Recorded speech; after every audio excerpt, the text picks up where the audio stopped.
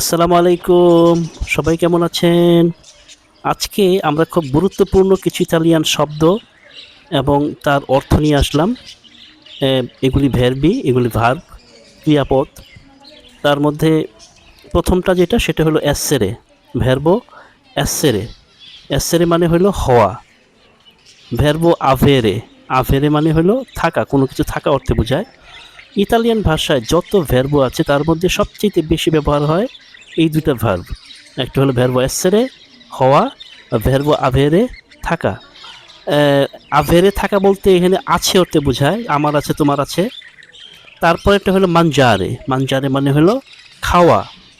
বেরে, বেরে মানে হলো পান করা। দর্মিরে, দর্মিরে মানে হলো ঘুমানো। লাভোরারে, লাভোরারে মানে হলো কাজ করা। পারলারে, কথা বলা। কোনো কথা বলা মানে কথা বলি না, আমি কথা বলি তুমি কথা বলো। এই ক্ষেত্রে এই মূল ভাবটা হলো পারলারে, কথা বলা। গুয়ার্দারে, দেখা বা তাকানো। আন্দারে হলো যাওয়া, কোনো জায়গায় যাওয়া। এটাকে আমরা বলি না যে তুমি যাও আমি যাই, তো এই আন্দারে হলো যাওয়া। আর ভেনিরে হলো আসা। একটা হলো যাওয়া, একটা হলো আসা। যাওয়াকে বলে হলো আন্দারে, আর আশাকে বলে হলো ভেনিরে। তারপরেরটা হলো প্র্যান্দেরে, প্র্যান্দেরে মানে হলো লোয়া, কোনো কিছু লোয়া, টু টেক।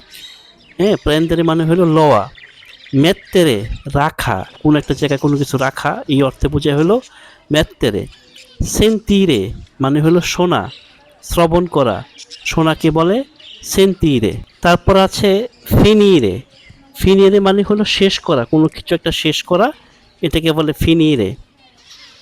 ভ্যানদেরে, ভ্যানদেরে হলো বিক্রি করা, বিক্রয় করাকে বলে ভ্যানদেরে। রিদেরে মানে হলো হাসা, হাসাকে বলে রিদেরে।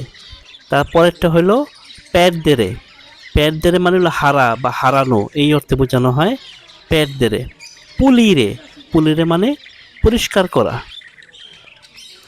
কাপিরে, কাপিরে মানে হলো বুঝা, কোনো কিছু একটা বুঝা, আন্ডারস্ট্যান্ডিং করা, কোনো কিছু একটা বুঝা, এটাকে বলে কাপিরে।